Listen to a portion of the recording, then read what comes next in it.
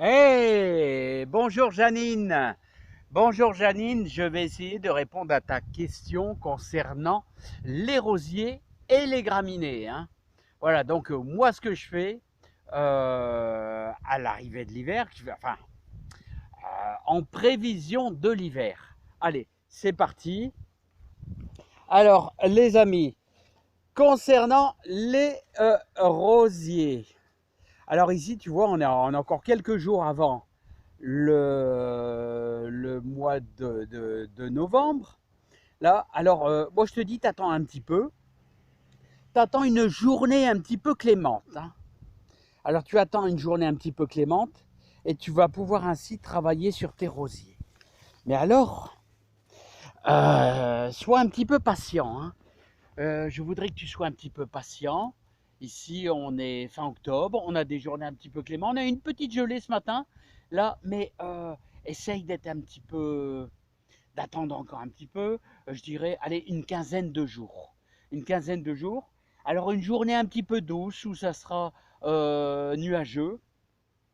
Alors, tu vois, Janine, tu rabattras ça, mais seulement à moitié. Alors, en fonction de ton rosier.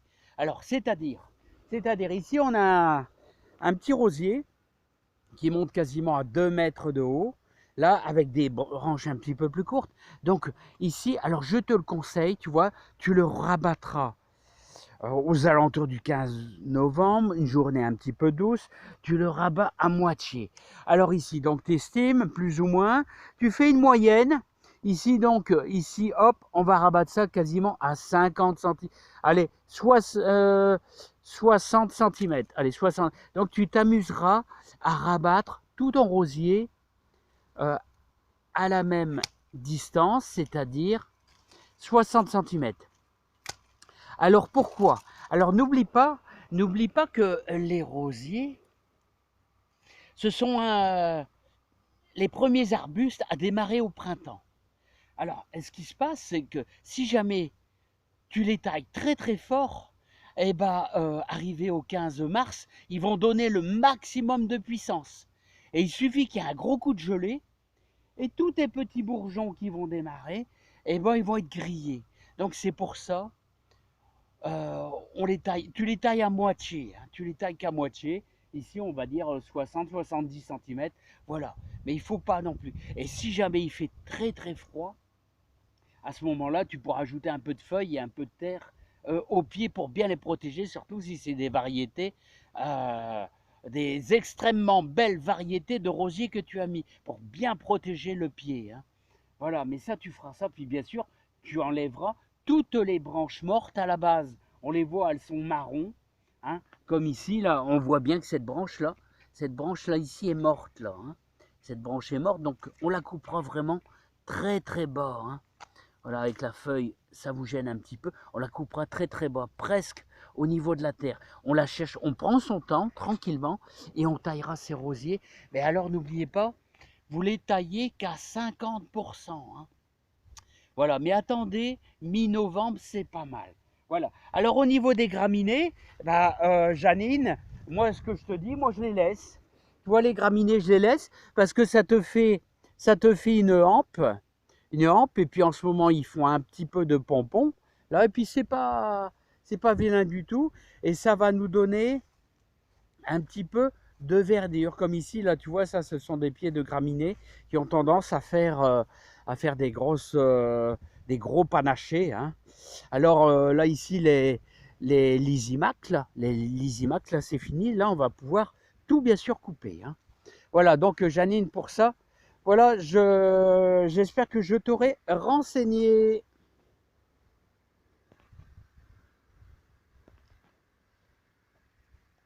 J'arrive pas à mettre.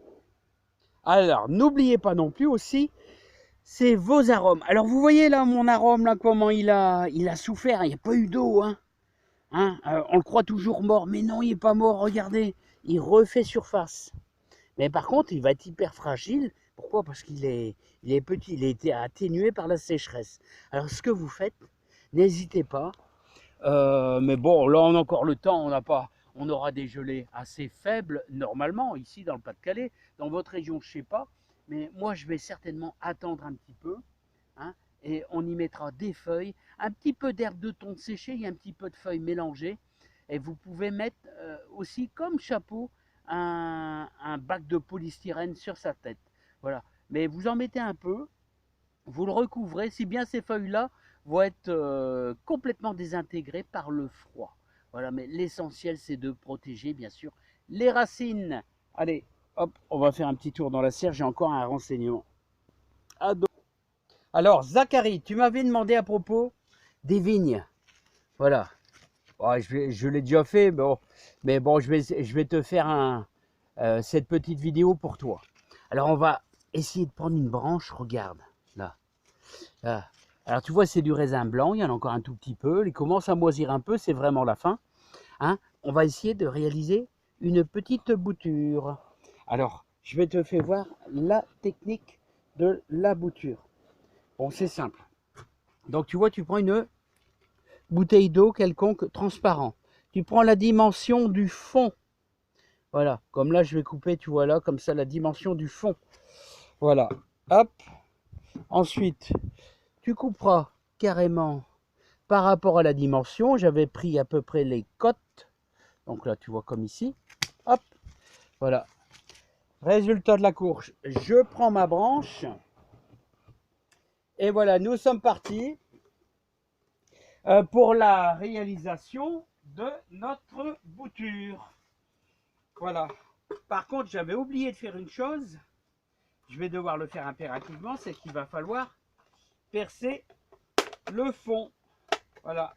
Autrement, s'il y a trop d'humidité, eh ben ça va pourrir. Donc voilà. C'est percé, encore un petit coup là. Voilà. Hop là, c'est parti.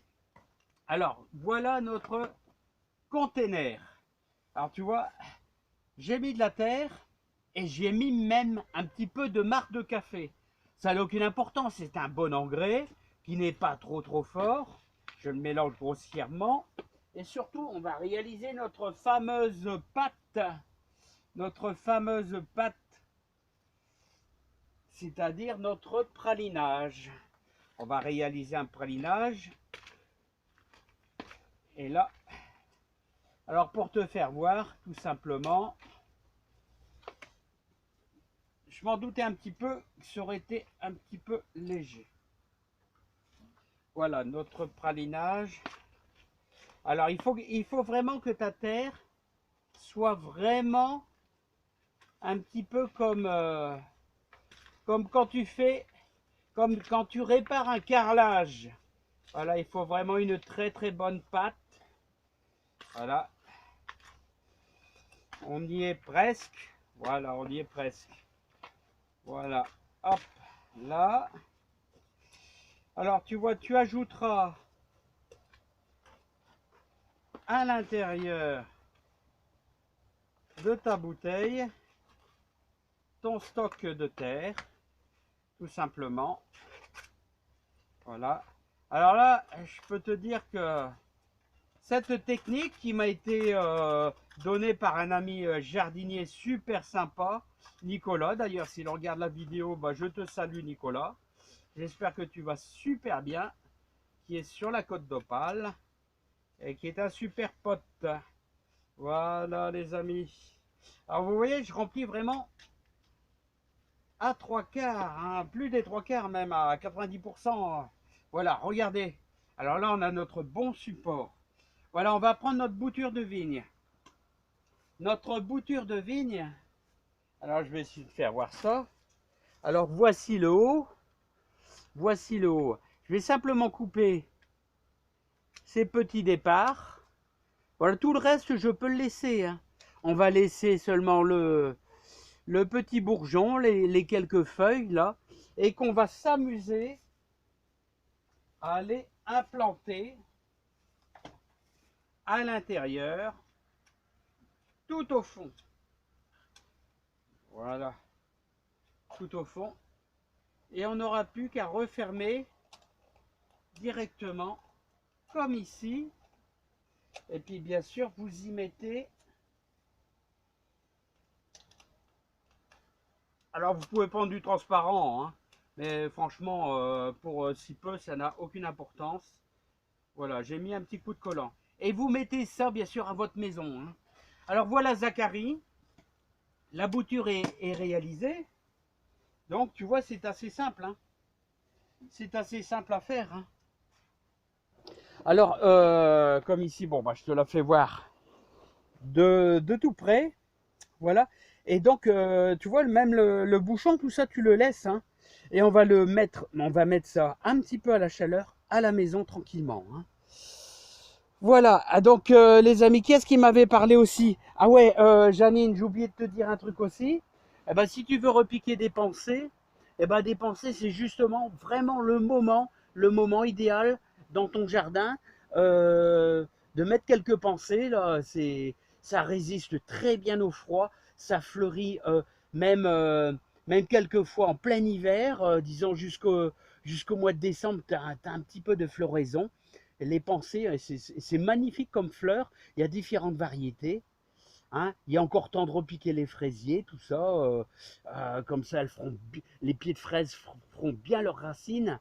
Et n'oubliez pas qu'au mois de novembre, les boutures de groseilliers, de framboisiers, c'est le moment aussi. Hein. Vous pratiquez un bon pralinage, comme on a fait ici, dans le seau, là, voilà, et vous mettez plusieurs tiges de groseillier. N'hésitez pas à demander si jamais vous voulez une petite réalisation et je vous ferai ça avec plaisir. Et vers le 15 novembre, on sera vraiment super bien pour ce genre de petite bouture.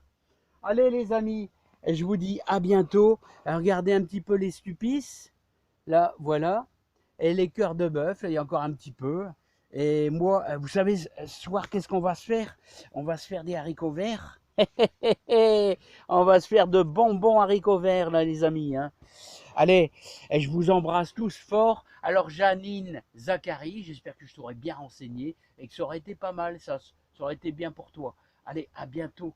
Bye bye. Et je salue tous les jardiniers et tous les amis. Je vous souhaite beaucoup de bonheur et beaucoup de joie. Allez, bye bye.